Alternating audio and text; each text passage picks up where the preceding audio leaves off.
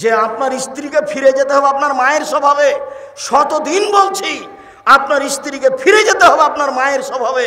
আপনারা ছিলেন 10 ভাই বোন, আর আপনাদের বাড়িতে ছিল 2 জন কিষান কামলা পাট, আর আপনার বাপের স্বভাব ছিল মসজিদ থেকে ফকির ধরে আনা।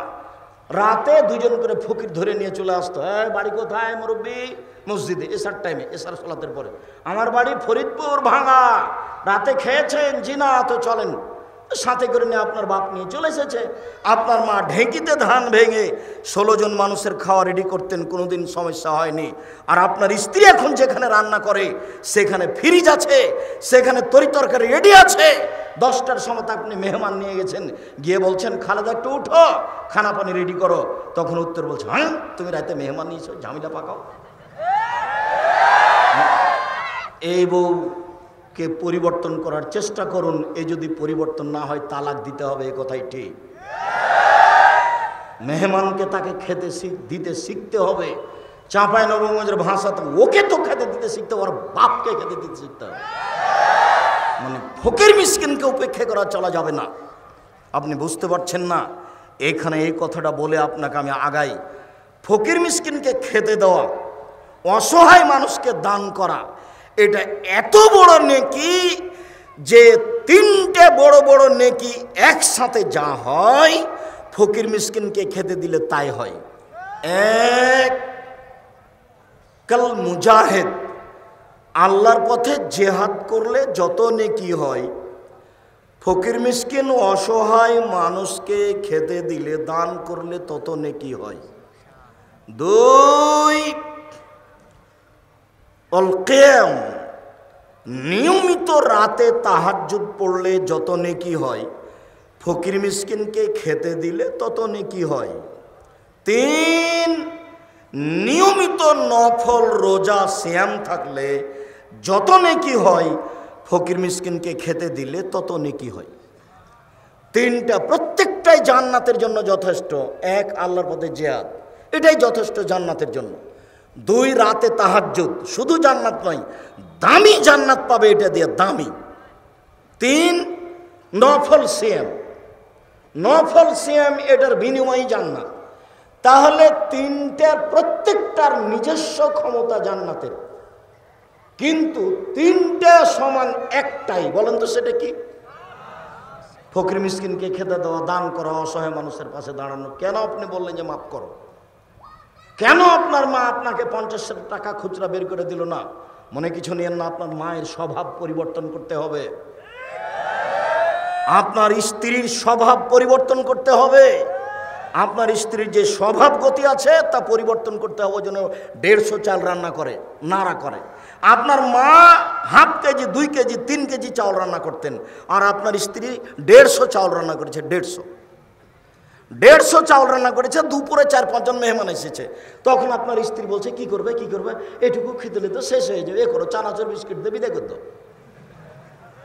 দুপুরের সময়তে চানাচুর বিস্কুট দিয়ে বিদায় করতে হবে। আপনার মাকে জিজ্ঞাসা করে থাকেন, বেঁচে থাকলে, এখনো বয়স 80 বছর, জীবনে কোনোদিন দুপুরে আপনার মা চানাচুর বিস্কুট দিয়ে কোনোদিন মেহমানকে বিদায় করেনি। বসতে দিয়েছে, চাঁপাইনবাবগঞ্জের হাতের সিলাই কাঁথা শুইতে দিয়েছে, পাখা দিয়েছে, বলেছে অপেক্ষা করতে বলো, আমি রান্না করে খাওয়াবো। এটা আপনার মা পারে, আপনার বউ পারে না কেন? বউকে পরিবর্তন করার চেষ্টা করুন। পরিবর্তন না হলে তালাক দিতে হবে, এ কথাই ঠিক। সম্মানিত দিনী ভাই বোন, বলছিলাম যেসব বড় বড় পাপ বিনিময় সরাসরি জাহান্নাম, তার একটা বড় পাপ হচ্ছে সুদ খাওয়া। পৃথিবীতে সবচেয়ে বড় পাপ আল ইশরাকু বিল্লাহ, আল্লাহর সাথে শিরক করা। পৃথিবীতে সবচেয়ে বড় পাপ আল্লাহর সাথে শিরক করা। ভারত, বাংলাদেশ, পাকিস্তান এমন মাটি যে এতে চলে শিরক একবারে বন্যার মতো। আমাদের দেশে তো শিরকের অভাব নাই। দেশ ট্রাভেলস গাড়িটা ছুটলো, ঢাকা থেকে আসছে চাঁপাইনবাবগঞ্জ। তা আমি সন্ধ্যার সময়তে আলো জ্বালালো।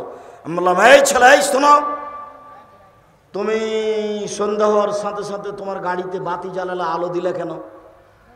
তখন বলছে যে বসে বলেছেন সূর্য ডুবার সাথে সাথে আলো জ্বালাতে হবে। সূর্য ডুবার সাথে সাথে আলো জ্বালানো হিন্দুদের কাজ। শিরক দিয়ে দেশ ঘেরা। স্বামী মরার সাথে সাথে আমাদের মহিলাদেরকে নাকফুল গয়না খুলে দিতে হবে। নাকফুল গয়না খুলে দেওয়াটা হিন্দুদের কাজ। শিরকে দেশ পরিপূর্ণ হয়ে আছে। তুলসী গাছ তুলে ফেলা যায় না, ক্ষতি হতে পারে, তার নাম শিরক। জুতা পায়ে দিয়ে ধানের উপরে হাঁটা যায় না, তার নাম শিরক। আপনার মা কুলাতে চাউল ঝাড়ছিল, আপনার ছেলেটা গিয়ে লাফ দিয়ে কুলার উপরে চড়ে নিয়েছে, তখন আপনার মা বলছে হাট, ঘিন ঘিনা এখানে কুলাতে পা দিতে হয়। আপনার মা বলতে পারে যে শর্ত এখন আমার ঝামেলা করিস না, কাজ করছি, তাড়াহুড়া করছি, এই কথা আপনার মা বলতে পারে, কিন্তু কেন বললো যে হট কুলাতে পা দিতে হয়? কুলার উপরে আপনার ছেলেটা চড়ে বসে থাকে, এটি ঠিক। যখন আপনার মা বলবে তখন আপনি বলবেন আব্বু কুলার উপরে চড়ে বসে থাকো, তো আব্বু একবারে চড়ে বসে থাকো, দুই পা দিয়ে চড়ে বসে থাকো। এক্ষুনি যে গাড়িটাতে আসলাম ওই গাড়িটার মালিক বলেছে কি যেন বলছে, ডাস, যাই হোক উপরের এটা, তো কে পা দিয়েছে, তখন ও অকথ্য ভাষায় গালি দিচ্ছে, তো আমি বলছি ওটাতে পা দিয়ে বসে থাকো। তার মানে ওতে পা দিলে নাকি তার রুচির সমস্যা। আমার দেশের মহিলা ফরজ গোসল হলে ওরা আর সকালে কোনো কাজ করে না, ভাত রান্না করতে পারে না। আরে সকালে ফরজ গোসলের প্রয়োজন হলে কিছু করে না, হিন্দু মহিলারা আগে নদী থেকে গোসল করে আসে, চুলার চতুর্দিক লাগে, এটা হিন্দুদের কাজ। আমরা কি করে এটা নিলাম যে আমাদের ফরজ গোসল প্রয়োজন হয়েছে, তাই আমরা কোনো কাজ করতে পাবো না, সিম গাছ থেকে সিম ছিঁড়তে পাবো না, বেগুনের গাছ থেকে বেগুন তুলতে পাবো না, রান্না বান্না করতে পারবো না, একবারে শিরকে ডুবে আছে দেশ। দিনাজপুরে এক বাড়িতে আছে হেডমাস্টার, তো হেডমাস্টার সাহেব বলছেন আব্দুল রাজাক সাহেব একটা কথা, আমার চৌকি থেকে নিয়ে বারান্দা পর্যন্ত, চালিতল পর্যন্ত যে চট বিছানো আছে, কেন জানেন? জি ভাই তা তো বুঝতে পারছি না কেন যে আপনাদের চট বিছানো আছে চৌকি থেকে নিয়ে চালিতল পর্যন্ত। তো বলছে যে ফরজ গোসলের প্রয়োজন হয়ে গেলে, মাটির উপরে পা পড়ে গেলে মাটি অভিশাপ করবে, এই জন্য চট বিছিয়ে রেখেছে। তার নাম শিরক। হাত থেকে গিলেস পড়ে গেলে কুটুম্ব আসতে পারে, তার নাম শিরক। ঘরের উপরে কাক ডাকছে, কুটুম্ব আসতে পারবে, তার নাম শিরক। তারপরে বাচ্চা হয়েছে, রাতে বের হলে তাকে লোহা হাতে করে বের হতে হবে, নইলে চোরাচুন্নি পাখি বাচ্চাকে ধরবে, এরই নাম শিরক। আতর ঘরের পুরোটাই শিরক। এই ছেলে, তোমার দাদিকে, আপনাকে বলছে, আপনার মাকে বলিয়েন তো যে বাচ্চা প্রসব হওয়ার সাথে সাথেই ওই বাচ্চার চোখে কাজল দিতে হবে এত কষ্ট করে কেন? আজ থেকে কোনোদিন কাজল দিবেন না, কোনো সমস্যা নেই। কেন তাকে 7 দিন ওইভাবে অপরিষ্কার কাপড় পরে বসে থাকতে হবে গোসল করা পর্যন্ত? বাচ্চা প্রসবের সাথে সাথে একবারে গরম পানি দিয়ে গোসল করে শাড়ি পরে থাকবে, দামি শাড়ি। কেন 7 দিন ওখানে ওইভাবে লুকিয়ে থাকছে? এ তো জাহেলিয়াতের যুগের নীতি। জাহেলিয়াতের যুগের নীতিতে ছিল এই, স্বামী যদি মারা যায়, স্বামী যদি তাকে তালাক দিয়ে দেয়, স্বামী মারা গেলে 1 বছর তাকে শোক পালন করতে হবে। কানটাতে একটা কুঁড়ে ঘর বানিয়ে দিবে, কানটার দিকে একটা কি করে দিবে, কুঁড়ে ঘর বানিয়ে দিবে, ছোট্ট ময়লাযুক্ত কাপড় পরে থাকবে 1 বছর। ওর জন্য প্লেট ভিন্ন, থালা ভিন্ন, গ্লাস ভিন্ন, ওটা থেকে ও ছুঁইবে না, ওই উপর থেকে নিয়ে যা তাকে ভাত ঢেলে দিবে। এটার নাম শোক পালন 1 বছর, এটার নাম জাহেলিয়াত। এই দেশের মাটিতে কত জাহেলিয়াত আছে আর কত শিরক আছে। সমস্ত উপস্থিত বৈঠকের দিনই মুসলিম ভাই শুনুন, পৃথিবীতে সবচেয়ে বড় পাপ হলো শিরক। শিরক করলে আল্লাহর মানের হানি হয়, শিরক করলে অতীতের সব নেকি নষ্ট হয়ে যায়।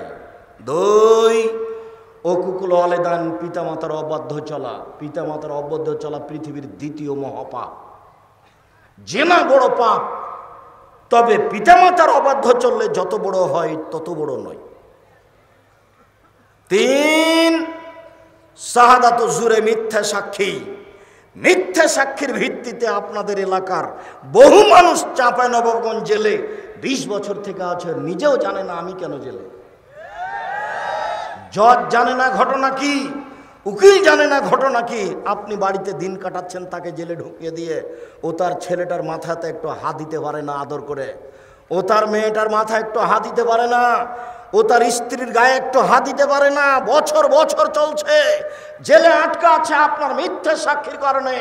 আপনি মনে রাখবেন, আপনি সাক্ষী এমনভাবে রেডি করেছেন, সাক্ষী বলছে আমি তাকে 2 চোখে মারতে দেখেছি, অথচ যে জেলে চলে গেছে সেদিন রংপুরে ছিল, ও কি দিয়ে তাকে 2 চোখে মারতে দেখলো? এর নাম মিথ্যা সাক্ষী। পৃথিবীতে 3য় মহাপাপ হলো মিথ্যা সাক্ষী। রাসূল সাল্লাল্লাহু আলাইহি সাল্লাম বলছেন, পৃথিবীর মানুষ মনে রেখো, 7টা কাজে মানুষ ধ্বংস হবে, মানে জাহান্নামে চলে গেছে। 1, আল ইশরাকু বিল্লাহ, আল্লাহর সাথে শিরক করা। 2, কাতলুন নাস, মানুষকে হত্যা করা। 3, আকলুর রিবা, সুদ খাওয়া। সুদ খায় যারা জাহান্নামে যাবে তারা, মন মতো চলে যারা জাহান্নামে যাবে তারা। সুদ ঘুষ খায় যারা জাহান্নামে যাবে তারা। কিস্তিতে টাকা তোলে যারা জাহান্নামে যাবে তারা। মন মতো চলে যারা জাহান্নামে যাবে তারা। আমি আব্দুর রাজ্জাক বিন ইউসুফ আপনার বাড়ির মানুষ, আপনাকে আমি ভিক্ষে করে খেতে বলিনি, তবে ভিক্ষে করে খাওয়া জায়েজ। আপনাকে আমি বলেছি চকলেট বিক্রি করে খান, কলা বিক্রি করে খান, সুদের উপরে টাকা নিয়েন না। এরকম ইন্স্যুরেন্সে চাকরি করিয়েন না। এদেশের মাটিতে এমন কোনো এনজিও নাই যেখানে চাকরি জায়েজ, সব সুদের সাথে জড়িত। এদেশের মাটিতে এমন কোনো ব্যাংকিং ব্যবস্থা নেই যেটা সুদমুক্ত, সেখানে যেখানে চাকরি জায়েজ। ব্যাংকে টাকা রাখা আর স্বেচ্ছায় চাকরি করা দুটো এক নয়। কথার 19-20 হওয়া খুব কঠিন আছে। কথা ফেরত নিতে হবে না সহজে। ভিক্ষা করে খাওয়া ভালো, শ্বশুরের কাছে যৌতুক নেওয়া ভালো নয়। ভিক্ষা করে খাওয়া ভালো, কিস্তিতে টাকা তোলা ভালো নয়। ভিক্ষা করে খাওয়া ভালো, সুদ খাওয়া ভালো নয়। সুদ চিরদিনের জন্য জঘন্য, নিকৃষ্ট, নেক্কারজনক কাজ, যার ফলাফল জাহান্নাম। সুদ যে খায় সে একদিন ভিক্ষুক হবেই হবে। যে সুদ খায় তাকে একদিন না একদিন ভিক্ষুক হতেই হবে। হয় সে হবে, না হয় তার ছেলে হবে, ভিক্ষুক হতেই হবে। সুদের পরিণাম নিঃস্ব। সম্মানিত দিনী ভাই বোন, রাসূল সাল্লাল্লাহু আলাইহি সাল্লাম বলেন 7টি কাজে মানুষ ধ্বংস হবে, জাহান্নামে যাবে। তার 3 নম্বর হলো সুদ খাওয়া। 4 নম্বর হচ্ছে আকলু মালিল ইয়াতীম, এতিমের মাল খেয়ে নেওয়া। 5 নম্বর হচ্ছে আত-তাওয়াল্লি আনিজ যাহাব, যুদ্ধের মাঠ থেকে পালিয়ে যাওয়া। 6 নম্বর হচ্ছে কাজফুল মুহসানাতিল মুমিনাতিল গাফিলাত, ভালো মানুষের উপরে অপবাদ দেওয়া, ভালো মহিলার উপরে অপবাদ দেওয়া। দলীয় কৌশলে, দলীয় ক্ষমতায় দাঙ্গাবাজি করে, ক্ষমতা দেখিয়ে, দাপট দেখিয়ে, স্বৈরাচারী, স্বেচ্ছাচারী, বদমেজাজি দলীয় দাপট দিয়ে একটা নিঃস্ব মানুষের উপরে বদনাম চাপিয়ে তাকে জাতির সামনে অপমান করেছে। বেটা, ক্ষমতা দেখে কয়দিন বাঁচতে চাও তুমি? ফেরাউন ডুবে গেছে।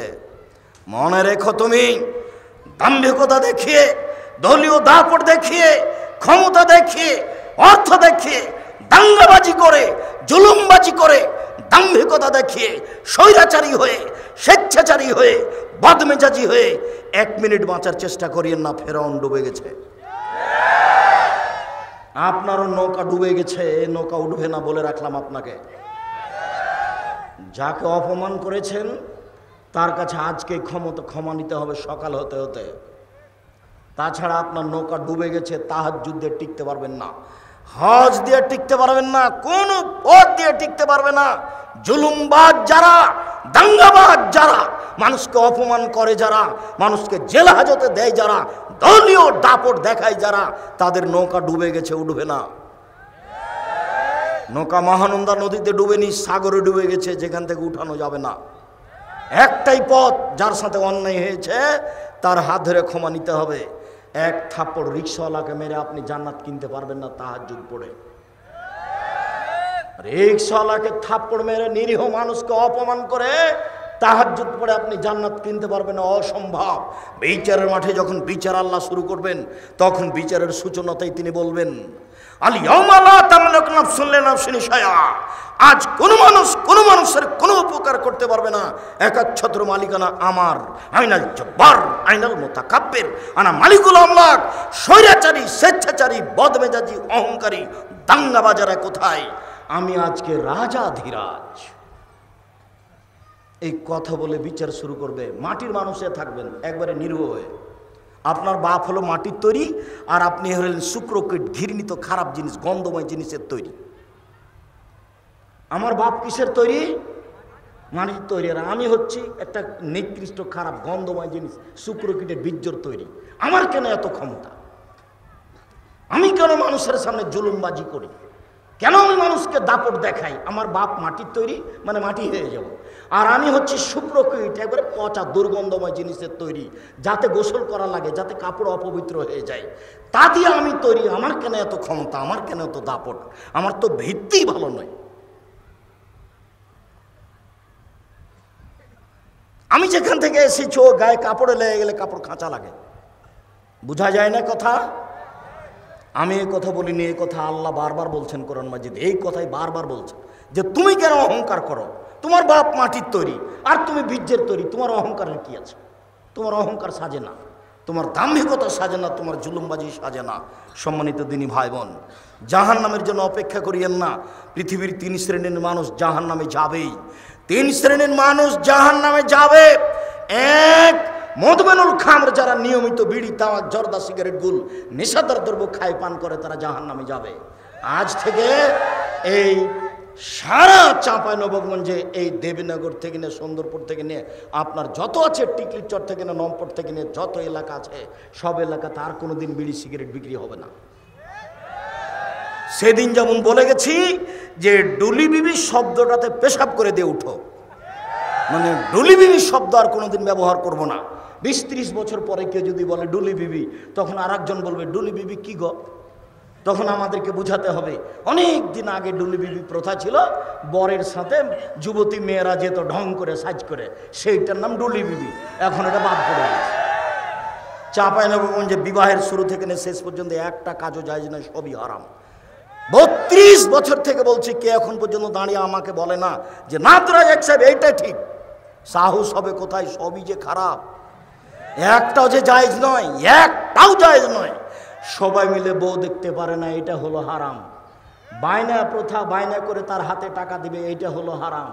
থুবড়া, সারা গ্রামের লোক মেয়েটার মুখে ক্ষীর দিচ্ছে।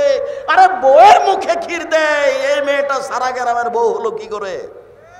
ভালো হিসাব, বেটা গায়ে লাগে না কেন? গায়ে কি সবই পুজ? সবই পুজ নাকি? একটু রক্ত নাই? আপনারা এসে ঠিক বলেছেন। আর নইলে এমন কথা বলেন কি করে? জবাব দিতে হবে। আমি জবাব দেওয়ার জন্য প্রস্তুত। এই নীতিতে শুধু প্রস্তুত নই, এই নীতিতে পেশাব করে দিতে প্রস্তুত। এই নীতি জাতি থেকে উঠিয়ে দেবো, চাঁপাইনবাবগঞ্জ জেলা থেকে বিদায় করে দেবো। 2 যুবতী মেয়েরা সারা রাত গীত গাইবে কণ্ঠসুরে, আর থুবড়া খাওয়াবে সারা দিন, সারা রাত। সব গ্রামের লোক এসে বসবে, তার সামনে ক্ষীর তুলে দেবে। আশ্চর্যের নোংরা নীতি। আমি বলেছিলাম কাজী সাহেবের ওই খাতাকে টয়লেট পেপার হিসেবে ব্যবহার করতে হবে পেশাবের জন্য, পায়খানার জন্য। কেন? ওতে আছে 4টা সাক্ষী। তখন ওই কাজী সাহেব আমার উপরে খুব ক্ষেপে গেলেন, সম্ভবত মানিকগঞ্জ থেকে। তখন আমি বলছি, জনাব ক্ষেপছেন কেন? শুধুমাত্র জেনা প্রমাণ করতে কয়টা সাক্ষী লাগে? পৃথিবীতে আর কোনো কাজে 4টা সাক্ষী লাগে না, শুধুমাত্র জেনা প্রমাণ করতে 4টা সাক্ষী লাগে। আল্লাহর নবী বলেছেন একটা বিবাহ বৈধ হওয়ার জন্য বাপ লাগে, 2 জন সাক্ষী লাগে। উকিল বাপ হারাম, চিরদিনের জন্য হারাম। উকিল বাপ চিরদিনের জন্য হারাম, চিরদিনের জন্য হারাম, কিয়ামত পর্যন্ত হারাম উকিল বাপ। উকিল বাপই নাই। খুলনাতে, চট্টগ্রামে, বরিশালে উকিল বাপই সেদিন থেকে বাপ। আর আসল বাপ আর বাপ নয়, ওই উকিল বাপই সেদিন থেকে বেটির বাড়ি যাবে, বেটি উকিল বাপের বাড়ি যাবে। এখন নাকি বাপ বেটি হয়ে গেছে। চাঁপাইনবাবগঞ্জের মতন গ্রামের সবাই নাকি চাচা, তো কার সাথে পর্দা করবে? গেওরা গ্রামের সবাই নাকি ভাই, তো কার সাথে পর্দা করবে? তাই পর্দা করার কেউ নাই। এখন এর বাড়ি ও যায়, ওর বাড়ি এ আসে। সালাম তো ভুলে গেছে, বলে আব্দুর রাজ্জাক আছো গো, এ বলে ঢুকে যাচ্ছে। অথচ এই বলে ঢোকা হারাম। আসসালামু আলাইকুম, দরজায় গিয়ে সালাম দিতে লজ্জা পাই। শতকরা 1999 জন লোক লজ্জা পায় আমার সামনে যারা বসে আছে। আজ থেকে নীতি পরিবর্তন করেন, করতেই হবে। এর নাম আত্মার সাথে জিহাদ। আজ থেকে এই বৈঠকে যত মানুষ বসে আছি আর কোনোদিন বাড়ির দরজায় গিয়ে বলবো না যে আমাদের মা খালেদার মা আছো, এ কথা বলবো না। দরজায় বলবো আসসালামু আলাইকুম। বলা যাবে না ইনশাল্লাহ বলছো না কেন? একটু লাভ দিয়ে উঠলে তো ভুলে যায় না, বলো ইনশাল্লাহ, ইনশাল্লাহ। আর যদি কেউ সালাম ছাড়া ঢুকে যায় তাহলে কি করতে হবে? বাহির দরজায় যান, বাহির দরজায় যান, ওখান থেকে সালাম দিয়ে ঢুকেন। 3 শ্রেণীর মানুষ জাহান্নামে যাবে। 1, বিড়ি তামাক জর্দা সিগারেট গোল নেশাদার দ্রব্য খায় পান করেছে। 2, আর রাজনাত মিনান নিসায়ে, পুরুষের বেশধারী নারী, পুরুষের জুতা স্যান্ডেল পরে, পুরুষের শার্ট প্যান্ট পরে, পুরুষের পোশাক পরে। এই এলাকা থেকে এখন রাস্তা পাকা হয়ে গেছে। এই সুন্দরপুর নারায়ণপুরের ছেলে মেয়েরা বেশি শিক্ষিতা, এরা এখন মনে করেছে বেটি ছেলেরা যে আমাকে নিজেকেই বাজার করতে হবে। কেন? ওর স্বামী যখন কাপড় কিনে নিয়ে এসেছে তখন কাপড়ে হাতে বলছে কি যে মোটা কাপড় কিনে নিয়ে এসেছে। তখন নিরুপায় হয়ে স্বামী বলেছে তাহলে তুই কিনে নিয়ে। তখন ও যাওয়ার সুযোগ পেয়েছে। কাপুরুষ, এর নাম কাপুরুষ, এর নাম কাপুরুষ। জীবনে আমরা কোনোদিন বাজারে যাইনি, জীবনে আমরা তো বেঁচে আছি। এবং এই কথা তো দূরের কথা, কাপড় কোনো মানুষ যদি কিনে নিয়ে এসে বাসায় দেয় তাহলে বলতে পাবে না এটা মোটা না চিকন। আর যদি স্বামী হাতে দেয় তাহলে বলতে হবে তুমি যাহাই আনিয়েছ তাহাতেই আমি খুশি। তাহলে সংসারের ভালোবাসা দ্বিগুণ বেড়ে যাবে। মোটা হোক চিকন হোক, তুমি যাহাই আনিয়েছ তাহাতেই আমি খুশি। অন্য মানুষ যদি কোটি টাকা দিয়ে কিনে নিয়ে আসে আমি খুশি নই। আমি নিজে হাতে যদি পরিশ্রম করে কিনে নিয়ে আসে আমি তাতে খুশি নই। তুমি আমার জন্য কিনিয়েছ তাতেই আমি খুশি। তাহলে সংসার সুন্দর হবে।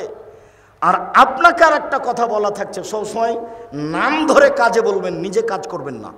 1 গ্লাস পানি আপনি নিজে ঢেলা খেলেন কেন? আপনি বলবেন খালেদা 1 গ্লাস পানি নিয়ে আসো তো, ও খুশি হবে। আর নিজে ঢেলে খান তাহলে মনে করবেন আমার উপরে রাগ করেছে, সেজন্য তো আমাকে বলেন। আর আপনাকে বলছি, আপনি মহিলা মানুষ, একটু পরে বলছি যে আপনি 1 গ্লাস পানি এভাবে সামনে থ্যাকটুস করে দিয়ে সরে যায় না, এতে জান্নাত হবে না। এভাবে সংসার চলবে না। আমি আপনার কাছে আসছি একটু পরেই। সম্মানিত দিনী ভাই বোন, এই কথাটা শেষ করে নিই। আমরা এখন রাস্তাঘাট পাকা, এর অর্থ আমার বোনকে আমার মাকে গিয়ে চাঁপাইনবাবগঞ্জের শহরে বাজার করতে হবে, সারা দিন এর ধাক্কা খেতে হবে, ওর ধাক্কা খেতে হবে। মোহর দিনে আপনি ধাক্কা খায় আর একজনের খারাপ লাগে না? একটু লজ্জা লাগে না? একটু শরম লাগে না? একটু হায়া লাগে না? একটু খারাপ লাগে না? একটু বোধোদয় না? একটু বোধগম্য, একটা আত্মমর্যাদা নেই? আত্মমর্যাদা। উপস্থিত বৈঠকের দিনই মুসলিম শুনেন, উপস্থিত বৈঠকের দিনই মুসলিম বোন শোনেন। কথা বলছো কেন? তখন তো তোমার জন্যই কথা বলছি, আর তুমি কথা বলছো মানে লজ্জা হয় না তোমার? শরম হয় না তোমার? হায়া হয় না তোমার? ইতস্তবোধ হয় না তোমার? বোধোদয় নেই তোমার? বোধগম্য নয় তোমার? কোন সাহসে তুমি কথা বলো? তোমার বাপ তোমাকে কিছু বলে না, যার জন্য তুমি মনে করেছো এখানে আসলে তুমি ফুলে ধোয়া থাকবে নাকি? ভদ্রতা বজায় রেখে মুসলমানের মেয়ে হে বসে থাকো, আমি তোমার জন্য এসেছি। এই মাঠে আমি গত বছর আসতে পারিনি, আমার একটা দুঃখ বেদনা আছে। আমি সাধ করে তোমার জন্য এসেছি, তুমি মুখ খুলবে না। আমার কথা শেষ হবে তখন তুমি ভাবতে ভাবতে বাড়ি যাবা। এটা আমি ঐকান্তিক কামনা এ দেশের মানুষ হিসেবে তোমার কাছে আমি দাবি রাখি। যত দিনী ভাই বোন আছেন, শরীয়তের ব্যাপারে আমি আপনার কাছে আসতে চাই। আমার এটা দাবি আপনার কাছে, শরীয়তের ব্যাপারে আপনি আমার কাছে আসবেন, এটা আমার দাবি আপনার কাছে। জাতির যদি রাস্তাঘাট করে দিতে না পারি, জাতির যদি স্কুল কলেজ করে দিতে না পারি, জাতিকে চূড়ান্ত সঠিক ধর্ম দিতে পারবো ইনশাআল্লাহ। ধর্মের ব্যাপারে জাতিকে ফাঁকি দিয়ে পরকাল হারাতে রাজি নয়। আর ধর্ম নিয়ে চিন্তা ভাবনা করি, হাতে ফতোয়া লিখছি প্রায় 24-25 বছর থেকে। কাজেই কেউ চট করে একটা কথা বলবে আর সেটাই প্রমাণ হয়ে যাবে কথা নয়। একটা মমর্ষ ব্যক্তি, জানাজা ব্যক্তি, লোককে কবরে থাকা নিয়ে প্রায় 241টা বেদাত আছে, পুরোটাই বেদাত। লোকটা মরে মরে জান যায়, আপনি তার পাশে সূরা ইয়াসিন পড়লেন কেন? কেন পড়বেন? সূরা ইয়াসিন পড়ে কোনো কিছু হবে না, আপনি পড়লেন কেন? মরার সাথে সাথে আপনি মুখটা ঘুরিয়ে দিলেন কেন? সাদা কাপড় দিয়ে ঢেকে দেন। মরার সাথে সাথে আপনি পেট চেপে পেশাব পায়খানা বের করলেন কেন? এই মহিলা বৈঠকের মহিলা দিনী বোন শুনেন, আপনাকে বলছে, এদিকে শুনেন। মহিলাটা মারা গেছে, আপনি পেট চেপে পেশাব পায়খানা বের করলেন কেন? কে বলেছে আপনাকে? আপনি এখন নখ কাটলেন কেন? নখ তো যখন শ্বাস ছিল তখন কাটতে হতো, শ্বাস বন্ধ হয়ে গেছে, সব এখন বিধান বন্ধ। আপনি এখন নখ কাটলেন কেন? মোচটা ছোট করলেন কেন? পরিষ্কার পরিচ্ছন্নতায় গেলেন কেন? সব বন্ধ, শুধু অজু দিয়ে গোসল দিতে হবে।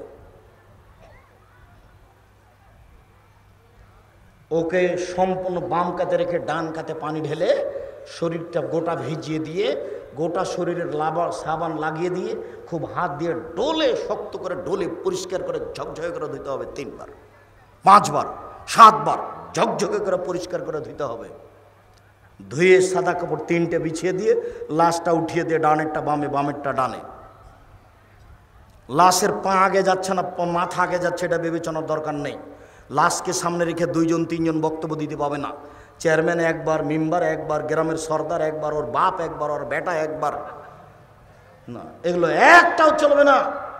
2-1টা কথা ইমাম বলতে পারেন, তার একটা কথা থাকবে যে এর ঋণ আছে নাকি, ঋণ থাকলে জানাজা হবে না। ব্যাংকে লোন নিয়ে কোনোদিন ব্যবসা করিয়েন না। এই ছেলে, এই যুবক শোনো, ভিক্ষা করে খেতে প্রস্তুত আছি, ব্যাংকে লোন নিয়ে ব্যবসা করব না। ও ব্যাংকে চাকরিজীবী, আপনাকে বলছি, সরকার আপনাকে লোন দিয়েছে, বাড়ি তো 5 তালা করেছে লোনের টাকায়, আপনার তো জানাজা হবে না। ছেলেরা তো এই বাড়িতে বসবাস করবে, জানাজাই হবে না আপনার, জাহান্নাম জান্নাত পরে, জানাজাই নেই। লোন আছে যার, তার জানাজা নেই। যতক্ষণ পর্যন্ত লোন পরিশোধ না হবে ততক্ষণ পর্যন্ত জানাজা হবে না। দেখি কে আছে এমন তার জানাজার বৈধতা দিতে পারে। মাটি দেওয়ার সময়তে বিসমিল্লাহ বলে মাটি দিতে হবে, যেদিকে পা থাকে সেদিক থেকে ঢোকাতে হবে। তার মানে কোন দিক থেকে বলেন তো? কোন দিকে পা থাকে? এই ছেলে বলো, দক্ষিণ দিকে। বলতে পারছো না কেন? খালি মিছিলে অমুকের চরিত্র ফুলের মতো পবিত্র, ওটা খুব পারো একটা সিগারেটের হিসাবে। একটু বুদ্ধি থাকে না? একটু হিসাব পাও না, আজ থেকে নীতি পরিবর্তন করে দাও। উপার্জন করে খায়, কারো এই বিষয়ে বলতে রাজি নয়। তুমি জানো ও রাতে কি করে? তুমি যে বললে অমুকের চরিত্র, তুমি কি করে জানো তার চরিত্র? তুমি কি আল্লাহ? তুমি কেন গেলে এখানে আর একজনের এইভাবে সাফাই গাইতে? একটা সিগারেটের কারণে তোমার ইতস্তবোধ হয় না? রুজি উপার্জন করে খাও। আরে ভিক্ষা করে খাবো, মানুষের বাড়িতে কাজ করে খাবো, ক্ষমতা নিয়ে বসবাস করব, সাহস নিয়ে ইমান নিয়ে বসবাস করব। একদিন চকলেট দিয়ে ব্যবসা করেছি, একদিন কাপড়ের ব্যবসা করব, একদিন কোটি টাকার ব্যবসা করব, একদিন উসমানের মতো ধনী হবে এই মাটিতে। ব্যবসা করে জাতির উপকার করব ইনশাআল্লাহ। চাঁপাইনবাবগঞ্জে বাড়ি, সেই জন্য 5 বছরে আম বাগান বিক্রি করে আপনার লন্ডনে বাড়ি করব না। 5 বছরের জন্য বিক্রি কয়েক কোটি টাকায়, একবার নগদ জাহান্নাম। কিভাবে দিন কাটছে কেউ একটু বুঝতে চায় না। সম্মানিত দিনী ভাই বোন, বলছিলাম পুরুষের বেশধারী নারী যারা, তারা জাহান্নামে যাবে। 3 ও দায়ুসালে ইউকরফি আলাল খাবাসা, যে তার বাড়িতে বেহাইয়ের সুযোগ দিয়েছে, যার মেয়ে নগ্ন পোশাকে স্কুল কলেজে যায়, যার স্ত্রী নগ্ন পোশাকে চলে, সেই হচ্ছে দায়ুস। এমত অবস্থায় তাহাজ্জুদ পড়ে সফলতা অর্জন করতে পারবে না। সম্মানিত দিনী ভাই বোন, আমি এখানে মহিলাদেরকে আরো একটি কথা বলে সামনের দিকে যেতে চাচ্ছি। উপস্থিত বৈঠকের দিনী মুসলিম বোন, শুনে রাখুন, রাসূল সাল্লাল্লাহু আলাইহি সাল্লাম বলেন, 2 শ্রেণীর মানুষ আছে ওরা জাহান্নামে যাবে, আমি তাদের দেখিনি। 2 শ্রেণীর মানুষ আছে ওরা জাহান্নামে যাবে, আমি তাদের দেখিনি। 2 শ্রেণীর মানুষ আছে ওরা জাহান্নামে যাবে, আমি তাদের দেখিনি।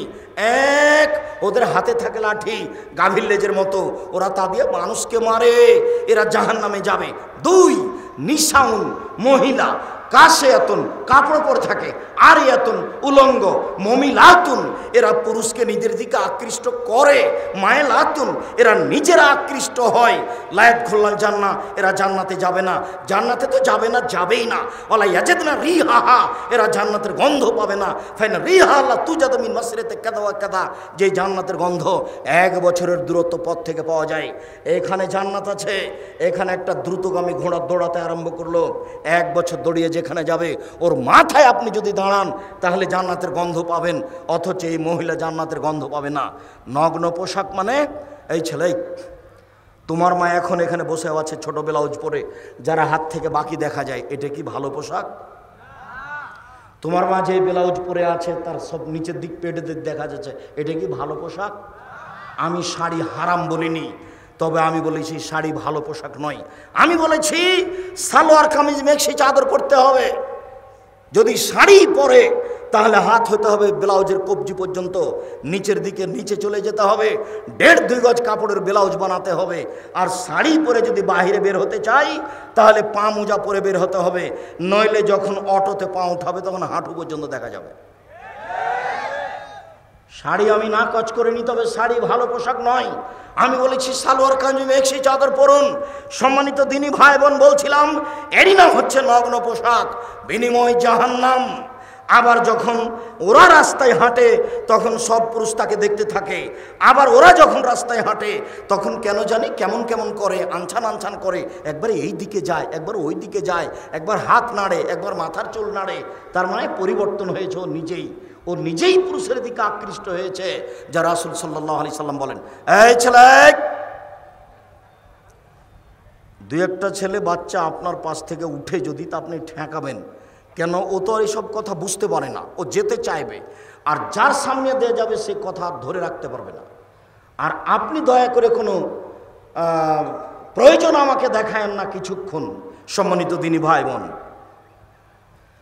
রাসূল সাল্লাল্লাহু আলাইহি ওয়াসাল্লাম বলেন, লানা রাসূলুল্লাহ সাল্লাল্লাহু আলাইহি সাল্লাম আকেল রিবা ওয়া মুকিলাহু ওয়া কাতিবাহু ওয়া শাহিদাইহি, যে সুদ খায় তার উপরে অভিশাপ, যে সুদ দেয় তার উপরে অভিশাপ, যে সুদ নেয় তার উপরে অভিশাপ, যে সুদের অঙ্ক কষে তার উপরে অভিশাপ, যে সুদের সাক্ষী থাকে তার উপরে অভিশাপ, ব্যাংকে যত ব্যবস্থাপনা আছে সবার উপরে অভিশাপ। আমি বলিনি, আমি অনুবাদক। শেষ বাক্যে তিনি বলেছেন হোম সওয়া, আজ থেকে তওবা করে উঠতে হবে, আর যেন কিস্তি না চলে। তোমার চলবে না, তোমার বাপের চলবে না, তোমার বোনের চলবে না, তোমার মায়ের চলবে না, একবারে টোটালি কিস্তিতে পেশাব করে উঠতে হবে। আবু হুরায়রা রাদিয়াল্লাহু তাআলা আনহু বলেন, রাসূল সাল্লাল্লাহু আলাইহি সাল্লাম বলেছেন, মায়াকুল দিরহাম রিবাহু ইয়ালাম আসাদু মিন সিত্তাতি ওয়া সালাসিনা জিনিয়া, কেউ যদি জেনে শুনে 1 টাকা সুদ খায় 36 বার জেনা করে যত পাপ হবে, 1 টাকা সুদ খেলে তার চেয়ে বেশি পাপ হবে। আমি বলিনি, আমি অনুবাদক, এ কথা আমি বলিনি। বাচ্চা, এই কথা আমি বলিনি, আবার অনুবাদ করছি।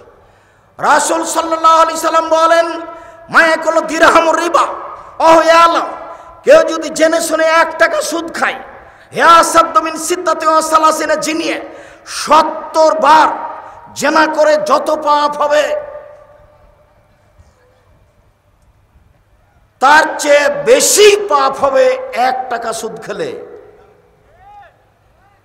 36 বার, 36 বার জেনা করে যত পাপ হবে 1 টাকা সুদের পাপ বেশি হবে।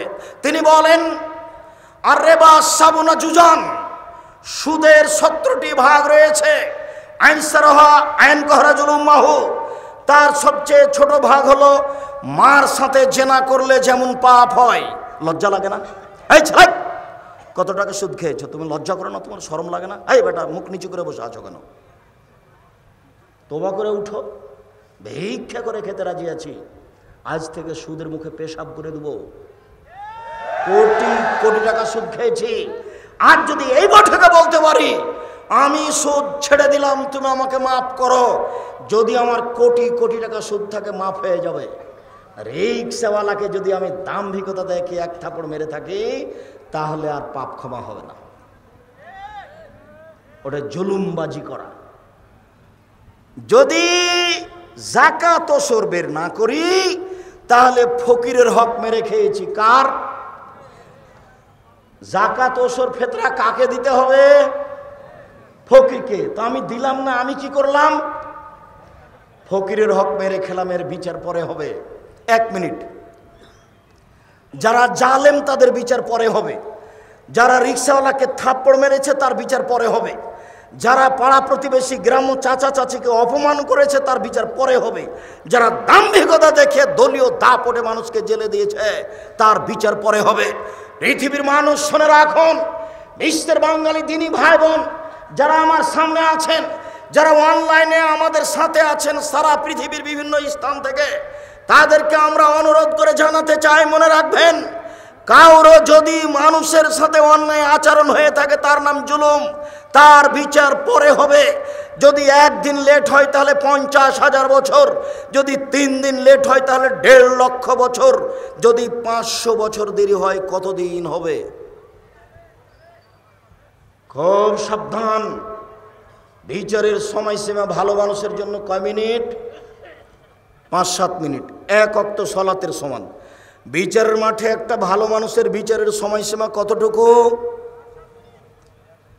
1 ওয়াক্ত সালাতের সমান, 1 ওয়াক্ত ফরজ সালাত আদায়ের সমান, 1 ওয়াক্ত ফরজ সালাত আদায়ের সমান। মনে থাকবে না মনে হয়? তো আমরা ধরে নিই মাগরিবের সালাত আদায় করতে 5-7 মিনিট লাগতে পারে, আমরা ধরে নিই এশার সালাত আদায় করতে 10 মিনিট লাগতে পারে। আল্লাহ রাসূল বলেছেন ভালো মানুষের বিচার হবে 1 ওয়াক্ত সালাতের আদায়ের সময়সীমা 5-7 মিনিট, 10 মিনিট। আর কবরের সময়সীমা হলো বাসর রাতের সমান। বাসর রাতের সমান। চাচাতো বোন ফুফাতো বোনকে বাসর রাত সাজাতে হবে না, বাসর ঘর এটা হারাম। বাসর ঘর সাজাতে হবে এ কথাই ঠিক, কনেকে সুন্দরী করে সাজাতে হবে এ কথাই ঠিক। এদেশে একটা বই পাওয়া যায় আদর্শ পরিবার, এখানেই আছে। আপনি যদি মনে করেন আব্দুর রাজ্জাক সাহেব কিনে নিয়ে আপনাকে ঠকিয়ে দিয়েছে, আমার কিছু করার নেই। ওখানে বাসর রাত কেমন হবে তা লেখা আছে, বাসর রাতের বিস্তারিত বিবরণ দেওয়া আছে, কনেকে সুন্দরী করে সাজাতে হবে কথা বলা আছে। বাসর ঘরে ঢুকে আগে বইয়ের মাথায় হাত দিয়ে দোয়া পড়তে হবে, তারপরে 2 রাকাত সালাত আদায় করতে হবে, তারপরে দাম্পত্য জীবনে যেতে হবে। গেলাম রাত 10টার সময়, কিছু কথাবার্তা বললাম, তারপরে সাংসারিক যে 2 রাকাত সালাত আদায় করলাম, তারপরে কিছু কথাবার্তা বললাম, রাত 2টা বেজে গেল, এখন ঘুমাতে গেলাম। তাহলে ঘুমে থাকলাম 3 ঘন্টা, 5টার সময় আজান হয়ে গেল, এই 3 ঘন্টা ঘুমালাম। রাসূল সাল্লাল্লাহু আলাইহি সাল্লাম বলছেন কবরের সময়সীমা হলো বাসর রাতের সমান, তাহলে মোটামুটি কবরের থাকার সময়সীমা হলো 2.5-3 ঘন্টা, 4 ঘন্টা এরকম হতে পারে। যখনই ভালো মানুষকে ঘুম থেকে জাগানো হবে তখন সে বিরক্ত হয়ে বলবে, আরে এখনই তো ঘুমালাম, এভাবে তাড়াহুড়া করে জাগানো হচ্ছে কেন? তাকে কেউ জাগাবে না তার কাছের মানুষ ছাড়া। আল্লাহ রাসূল বলছেন নাম কানামাতিল আরুসে, তুমি ঘুমিয়ে যাও বাসর রাতের ঘুমানোর মতো, তুমি ঘুমিয়ে যাও বাসর রাতের ঘুমানোর মতো। তুমি উত্তর সুন্দর দিয়েছ, লাইকে জহিল্লাহ বাহালি, তাকে কেউ জাগাবে না তার প্রিয় মানুষ ছাড়া, তাকে কেউ জাগাবে না তার প্রিয় মানুষ ছাড়া। যখন জাগাতে যাবে তখন বিরক্ত হবে, এই তো ঘুমালাম তুমি জাগালে কেন? অথচ ঘুমিয়ে আছে 2000 কোটি বছর থেকে, 400 কোটি বছর থেকে, 20,000 বছর থেকে, 50,000 বছর থেকে ঘুমিয়ে আছে। কিন্তু যখন তাকে উঠাবে তখন ও কি মনে করবে? বুঝাতে পারলাম না, কেবলই ঘুমালাম তো বাসর রাতের সমান, এই তো ঘুমালাম। যদি ভালো মানুষ হয় তাহলে কবরের সময়সীমা বাসর রাতের সমান, আর যদি ভালো মানুষ হয় তাহলে বিচারের মাঠের সময়সীমা কতটুকু? 5-7 মিনিট, 10 মিনিট, 1 ওয়াক্ত সালাত আদায়ের সমান। বিচারের মাঠে যদি জালেমের 1 দিন দেরি হয় তাহলে 50,000 বছর, 3 দিন যদি লেট হয় তাহলে 1.5 লক্ষ বছর, যদি 500 বছর দেরি হয় তাহলে কতদিন আমি বলতে অক্ষম। সম্মানিত দিনী ভাই বোন, ভুলেও কোনো দিন জুলুমবাজি করে 1 দিন 1 ঘন্টা বাঁচার চেষ্টা করবেন না। ফেরাউন ডুবে গেছে, আমার জন্য নৌকা ডুবে না যায়, আমি একটু বাঁচতে চাই সংবরণশীল হয়ে, ধৈর্যশীল হয়ে, ধৈর্যের পরিচয় দিয়ে, কাউকে গালি না দিয়ে, দাম্ভিকতা না দেখিয়ে অল্প সময় বেঁচে থাকার চেষ্টা করুন। 1 মিনিট, একটা। আমার মা নকল করছেন আমার নানির কথা। আমার নানি আমার নানাকে বলতেন যে আশেপাশের লোক যে ধান কেটে নিল তুমি কখন যাবা? তখন আমার নানা উত্তরে বলতেন তো যে বললে তো আমি কি বুঝলাম? যদি চাপ দিয়ে আমার নানি আদায় করতো তখন বলতেন যে আশেপাশের লোক কাটা নেক, তারপরে কাটবো। তা আমার নানার জীবন তো চলে গেছে, আমার নানির জীবন তো চলে গেছে। আমার খালা সিরাজউদ্দিন হচ্ছেন আমার খালু। তা আমার নানা আমার খালার বাড়িতে বেড়াতে এসেছেন, বেটিকে দেখতে এসেছেন। এখন দেখার পরে চলে গেছে বাড়িতে। তো আমার নানি জিজ্ঞাসা করছে বেটি কেমন হয়ে আছে? এটাই হলো শব্দ, আর কিছু না। এখন আমার নানি কি বুঝলেন? বেটি যে দেখা এলে তুমি তো কি বুঝলেন? হয়তো আমার বেটির সাথে দেখাই হয়নি, বাইরে বসে দেয় কীভাবে চলে গেছে, এমন হয় তো দুনিয়া থেকে তো চলে গেছে, সময় তো শেষ হয়ে গেছে। এইভাবে বেঁচে থাকতে হবে না যাতে মানুষ কষ্ট পাবে, প্রয়োজন নাই। এই তো সেদিন ছিল 40 বছর বয়স, আজ দেখছি 60 বছর বয়স। তাহলে আবার কয়দিন পরে ঘুম থেকে উঠে দেখবো আমার বয়স 77 হয়ে গেছে, 80, আমি এখন মরছি, ছেলেরা সব প্রস্তুত, তাড়াহুড়া করে চাপাই নিয়ে যাবে, মেডিকেলে নিয়ে যাবে, যেতে যেতে শেষ। কেন আপনি এই জীবনে এরকম করছেন? সম্মানিত দিনী ভাই বোন, রাসূল সাল্লাল্লাহু আলাইহি সাল্লাম বলেন, পৃথিবীর মানুষ শুনে রেখো, কেউ যদি 1 টাকা সুদ খায় তাহলে সুদের 70 ভাগের সবচেয়ে ছোট ভাগ হলো মার সাথে জেনা করলে যেমন পাপ হয়। ভাষাটা কেমন! সুদের ব্যাপারে আল্লাহ রাসূল যেমন ভাষা ব্যবহার করেছেন, পৃথিবী তার কোনো জায়গাতে কোনো পাপের ব্যাপারে এরূপ ভাষা ব্যবহার করেননি। এক খেলে একটু চেয়ে থাকবেন, কেউ নড়াচড়া করবেন না, নইলে বুঝতে পারবেন না আমি হাদিস একটা লম্বা অনুবাদ করছি। এই সুদ দেখাতে গিয়ে সামরা ইবনে জুনদুব রাদিয়াল্লাহু তাআলা আনহু বলেন, রাসূল সাল্লাল্লাহু আলাইহি সাল্লাম একদা ফজরের সালাত আদায় করে আমাদের মুখামুখি হয়ে বললেন, হাল রাহাদুকুম মিনকুম আর-রুয়া, সঙ্গী সাথে তোমরা গত রাত্রে কোনো স্বপ্নে কিছু দেখেছো? কুলনা না, আমরা বললাম জি না, আমরা আজ রাত্রে স্বপ্নে কিছু দেখিনি। তিনি বললেন, ইন রাআইতুল লাইলাতা রাজুলাইনি, আমি গত রাত্রে 2 জন লোককে দেখলাম, ফাতায়ানি, তারা 2 জন আমার কাছে আসলো, ফাঁকা যাবে দাইয়া, তারা আমার 2 হাত ধরে আমাকে টেনে নিয়ে যেতে লাগলো বাইতুল মুকাদ্দাসের দিকে। টেনে নিয়ে যেতে যেতে দেখলাম একটা লোক বসে আছে, একটা লোক দাঁড়িয়ে আছে, তার হাতে একটা লোহার বাঁকা লাঠি আছে। লোহার বাঁকা লাঠিটা তার মুখের ডান দিক দিয়ে ঢুকিয়ে দিচ্ছে, ফেড়ে বাম দিকে নিয়ে যাচ্ছে, আবার তার বাম দিকে লাগাচ্ছে, আবার মুখটা ফেড়ে পিছন দিকে নিয়ে যাচ্ছে। বাম দিক ফেড়ে ফেলতে না ফেলতেই ডান দিক আবার ঠিক হয়ে গেছে। যতবার এরকম করছে অপর দিক ঠিক হয়ে যাচ্ছে। আমি বললাম, জিবরাইল মা হাজা, একই কথা। তারা 2 জন বলেন, ইনতালেক, চলতে থাকেন। ফানতালাক না, কিছু না বলে চলতে থাকলাম। চলতে চলতে দেখি একটা রাজুল, একটা মানুষ শুয়ে আছে, পাশে একটা লোক দাঁড়িয়ে আছে, তার হাতে একটা পাথর আছে। ফাজারা বাহু দাদা দাহাল হাজারো ফানতালাক এলাইহে, তার মাথার উপরে মাংছে জোরে পাথরের বাড়ি, মাথাটা ভেঙে একবারে ছাতু ছাতু হয়ে যাচ্ছে, পাথর ছিটকে দূরে চলে যাচ্ছে। সে পাথর নিয়ে আসতে যাচ্ছে, আনতে না আনতে দেখে মাথা ঠিক হয়ে গেছে, আবার মারছে, আবার পাথরটা চলে যাচ্ছে ওইদিকে, আবার নিয়ে আসছে। আমি বললাম, মা হাজা, একই দৃশ্য। তারা 2 জন বলেন, ইনতালেক, চলতে থাকেন। কিছু না বলে আমি চলতে থাকলাম। চলতে চলতে চলে আসলাম একটা গর্তের কাছে। আলা হুসাইকুন ওয়াসফালহু আছে, সেই গর্তের উপর দিক সংকীর্ণ, নিচের দিক প্রশস্ত। ওই তন্দুরি রুটি যে চুলাতে বানাই সেরকম। তাতাওয়াক্কাদু নারাউ তাহাতুন, তার ভিতরে দেখি দাদা দাদা দাদা করে আগুন জ্বলছে। ফাইজা ইরতাফাউ, যখন আগুনটা জোরে জ্বলে উঠছে তখন ওর ভিতরে যা কিছু আছে সব উপরে চলে যাচ্ছে, মনে হচ্ছে যেন বের হয়ে পড়ে যাবে। ফাইজা খামেদাত রাজাউ ফিহা, যখন আগুনটা একটু কমে যাচ্ছে তখন সব ভিতরে চলে যাচ্ছে। ফাইজা নিসাউন ওরাতুন, দেখি উলঙ্গ অবস্থায় পুরুষ আর নারী জমা হয়ে দাদা দাদা করে উপরে উঠে যাচ্ছে, আবার নিচে নামছে, আবার উঠে উপর চলে যাচ্ছে। 2 জন জমা ধরে আছে, তাদের পরনে কোনো কাপড় নাই। দৃশ্য দেখে অবাক হয়ে গেলাম। আমি বললাম, মা হাজা, জিবরাইল, কি দৃশ্য! কালা। তারা 2 জন আমাকে কিছু বললেন না, ইনতালেক, চলতে থাকলেন। আমিও বললেন চলেন, আমিও চলতে থাকলাম। চলতে চলতে চলে আসলাম একটা রক্তের নদী। দেখি নদীতে শুধু রক্ত, পানি টানি নাই, কিছু নেই। রক্তের নদীর মাঝে একটা লোক আছে, পাশে একটা লোক রয়েছে। যে লোকটা পাশে আছে তার হাতে একটা আছে, পাথর আছে। যতবার রক্তের নদী থেকে লোকটা উঠতে চাচ্ছে ততবার পাশ থেকে মেরে তার মুখকে ভেঙে চুর করে দিচ্ছে, চুরমার করে দিচ্ছে, ও ভিতরে চলে যাচ্ছে, আবার আসার চেষ্টা করছে, আবার পাথর মারছে। আমি বললাম একই দৃশ্য। তারা দুজন বললেন ইনতালেক, চলতে থাকেন। আমি আর কিছু না বলে চলতে থাকলাম। চলতে চলতে চলে আসলাম একটা বাগানে। সেই বাগান দেখি খুব সুন্দর বাগান, অফিয়া সাধারণত নাজিমা।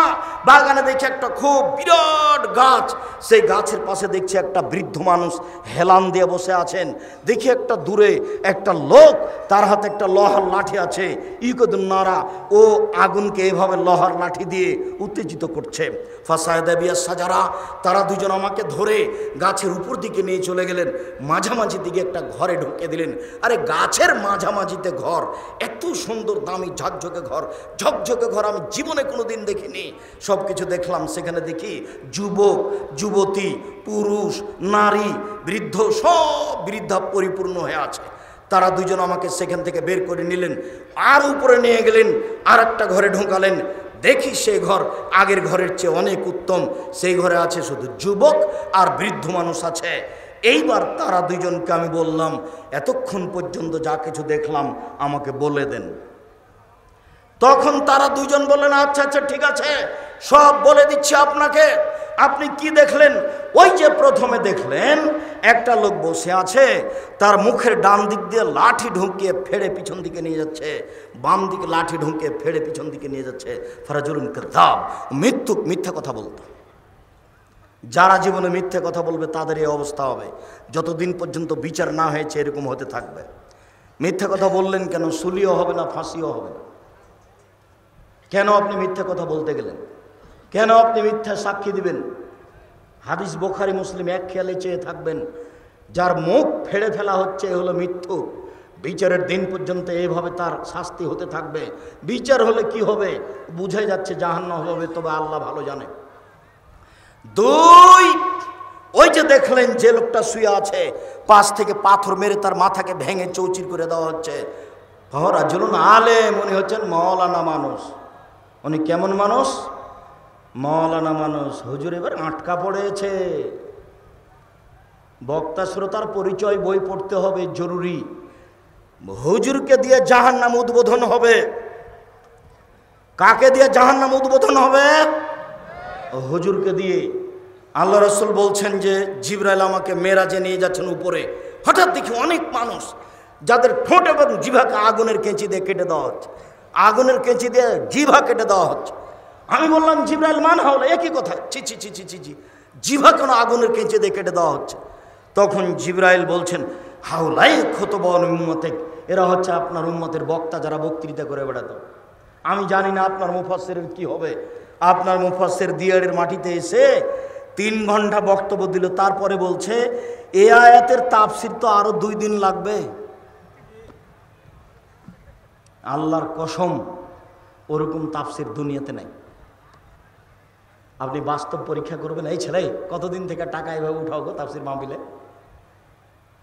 বলো যে ভুল হয়েছে, আর কোনোদিন করবো না। এই ছেলে শোনো, তোমাকে বলছি, বাংলা তাফসির ইবনে কাসির পাওয়া যায়, সবচেয়ে বড় এবং ব্যাপক।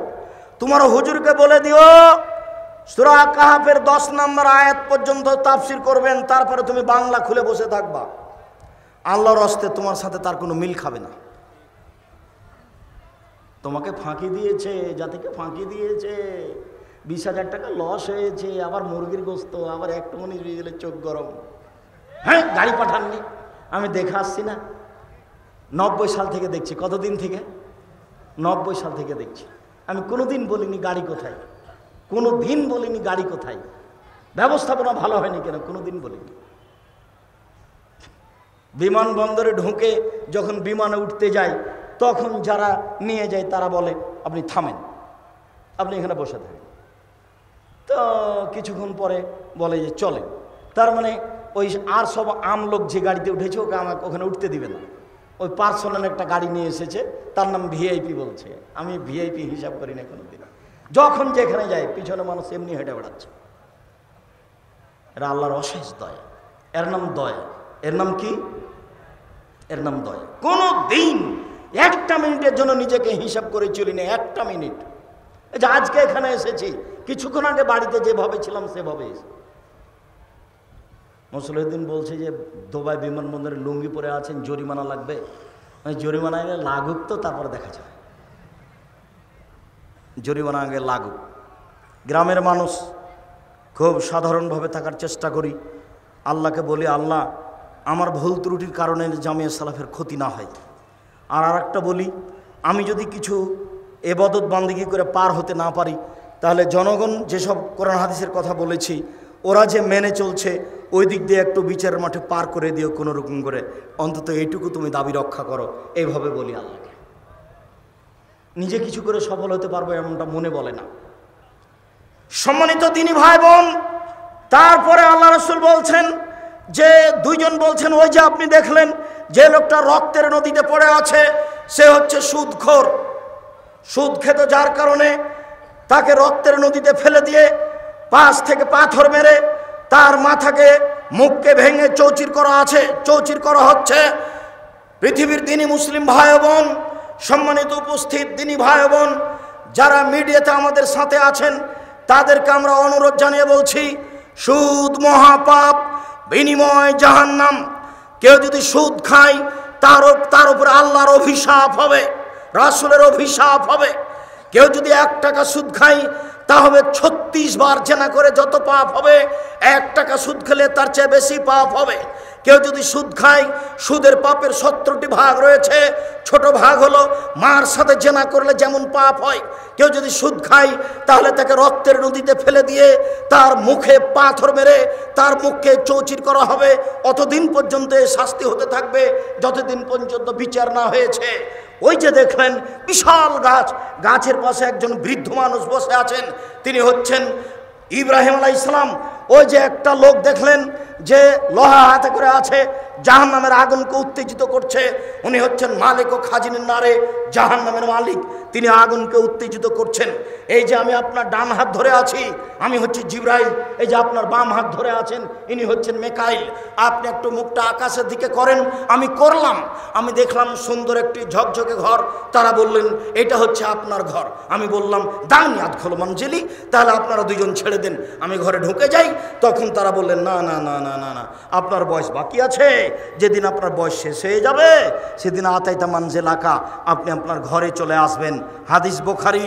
সম্মানিত দিনী ভাই বোন, আপনাকে আমি সুদের মতো নেককারজনক নোংরা পাপ থেকে বেঁচে থাকার জন্য অনুরোধ জানাচ্ছি। কেউ যদি সুদ খায়, কেউ যদি ঘুষ খায়, কেউ যদি ওসর যাকাত আদায় না করে, তাহলে সে রুজি দিয়ে জাহান্নামে যাবে। শুনুন, সেই রুজি দিয়ে তার কোনো ইবাদত কবুল হবে না। ওই যে লোকটা বিদেশে আছে, হাত তুলে দোয়া করছে, হাত তুলে দোয়া কবুল হয়, হাত তুলে দোয়া করছে। আল্লাহ রাসূল বলছেন যে কি করে দোয়া কবুল হবে? তার খাদ্য আছে হারাম, তার পোশাক আছে হারাম, তার পানি হচ্ছে হারাম, তার জীবিকা নির্বাহ হারাম। আন্না ইস্তাজাবু লাহু, তার দোয়া কি করে কবুল হতে পারে?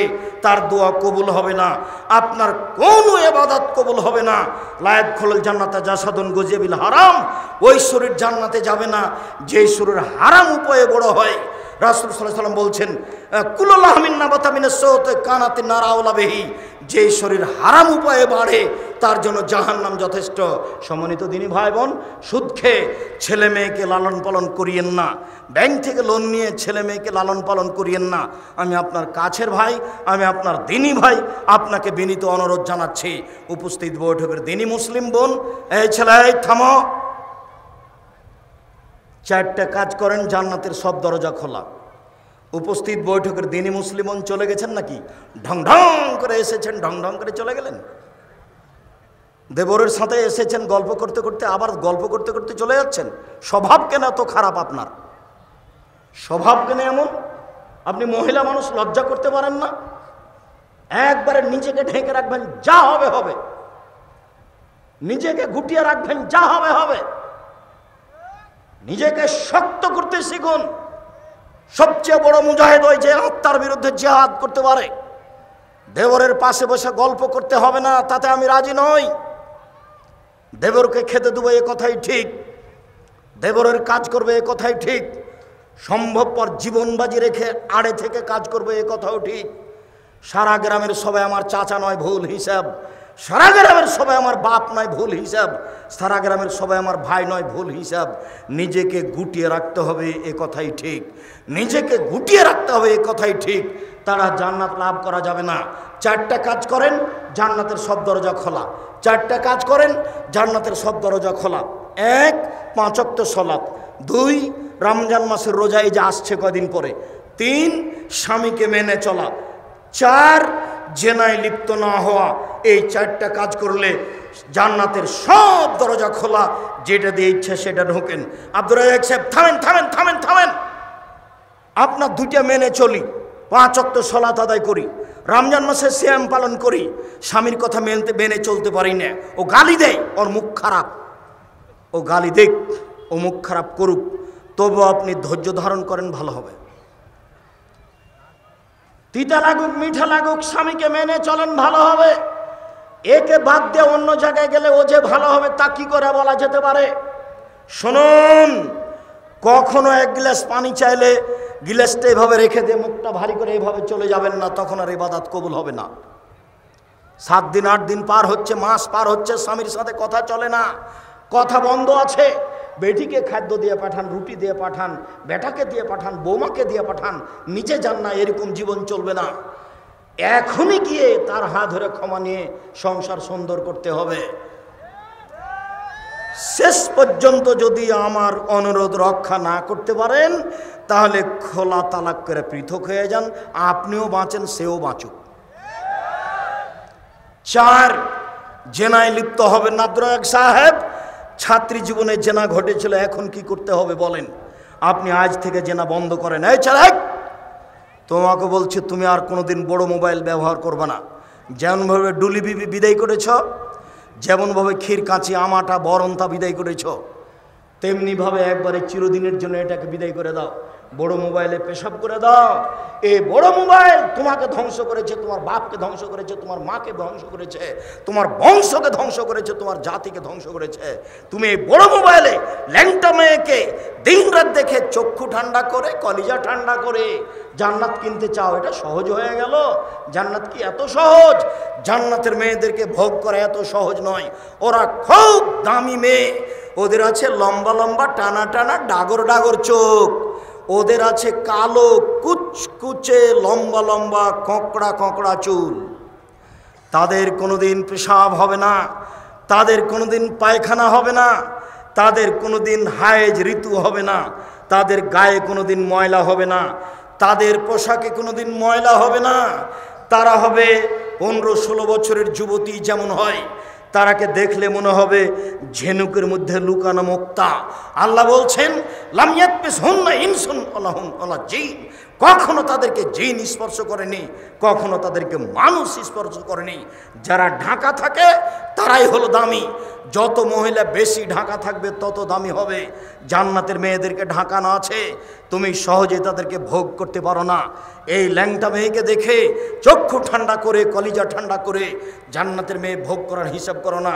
সিদ্ধান্ত পরিবর্তন করো, মাটির মানুষ সেজে যাও, এই মোবাইল ফেলে দাও, এখান থেকে জীবন হারায় না, নিজে ধ্বংস হয়েও না, বাপ মাকে ধ্বংস করো না, জাতিকে ধ্বংস করো না। বলছিলাম দিনী বোন, আপনাকে বলছে, এই ছেলে তোমাকে বলছি, আজ থেকে তুমি যদি এই পাপ বন্ধ করতে পারো, আল্লাহ তাআলা বলেন, ওয়ানাহান নাফসা আনিল হাওয়া ফাইনাল জান্নাতাল মাওয়া। কেউ যদি অশ্লীল কাজ থেকে নিজের জন্য স্মরণে রাখবেন দানের বিষয়টি। আদাওয়ালার ছাত্রদেরকে, ছেলেদেরকে নতুন কিছু বই, যেমন সলাতের উপরে, নামাজের উপরে বই আছে, পোশাক বই আছে, বাৎসরিক ক্যালেন্ডার আছে। সম্মানিত দিনী ভাই বোন, আমার বক্তব্য শুনলেন, চলে গেল, আর বই নিয়ে গেলে 50 টাকা, 100 টাকা, 200 টাকা বড় কথা নয়, যেতে যেতে কোথায় খরচ হয়ে যাবে। বইটা নিয়ে গেলে হয় আপনি পড়বেন, না হলে আপনার কোনো ভাই পড়বে, বোন পড়বে। আর আমি তো সবসময় আপনার পাশে ইচ্ছা করলে আসতে পারি না, কাজেই ক্যালেন্ডারগুলো সবাই নেবেন। সকাল সন্ধ্যা তাসবিহ তাহলিল জিকির আজকে, আর সারা দিনের তাসবিহ তাহলিল জিকির আজকার আছে। পোশাক বইটা নেবেন, মাসবুক আছে, মানে সলাৎ ছুটে গেলে, 2 রাকাত 1 রাকাত ছুটে গেলে কি করতে হবে। আলে হাদিসদের উপর মিথ্যে অপবাদ একটা বই, সেটা আমাদের প্রতিষ্ঠানের মুহাদ্দিসরা লিখেছেন। এই বইগুলি আপনারা স্মরণে রাখবেন। বিশেষভাবে এক পর্যায়ে বলছিলাম আদর্শ পরিবার, আদর্শ পরিবার, আদর্শ নারী, আদর্শ পুরুষ, এই বইগুলি বাড়িতে রাখবেন জরুরিভাবে। কে বড় লাভবান, কে বড় ক্ষতিগ্রস্ত, মরণ একদিন আসবেই। আর দুয়ার বইটা আছে কিনা জানি না, খোঁজ নিয়ে দেখেন। দুয়ার বই, যারা আমার দিনী বোন তাদেরকে বলছি, সম অধিকার নয় মর্যাদা চাই বইয়ের নাম। কেন এই নির্যাতন কি তার প্রতিকার বইয়ের নাম। এই বইগুলি সংগ্রহ করুন। উপস্থিত বৈঠকের সকল দিনী ভাই বোনকে আজকের আলোচনা মেনে চলার অনুরোধ জানিয়ে, স্টেজ থেকে বইগুলি সংগ্রহ করার অনুরোধ জানিয়ে আমি আমার কথার শেষের দিকে আসছি। কিছু জিজ্ঞাসা।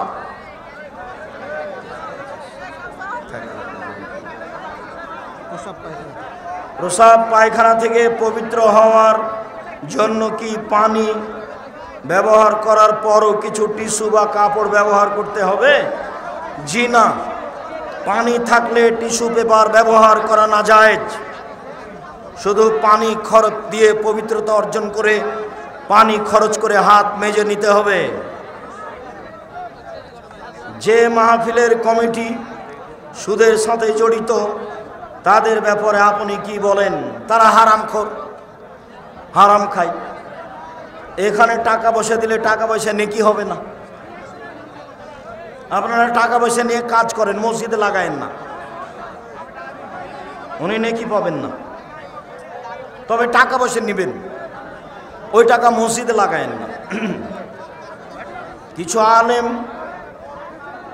কোটি কয়েক মানুষ নিয়ে একদিন আগে ঈদ করে, সারা পৃথিবী একদিনে ঈদ হবে না এই সিদ্ধান্ত বাতিল, বিভিন্ন দিনে ঈদ হবে, এটাই চূড়ান্ত।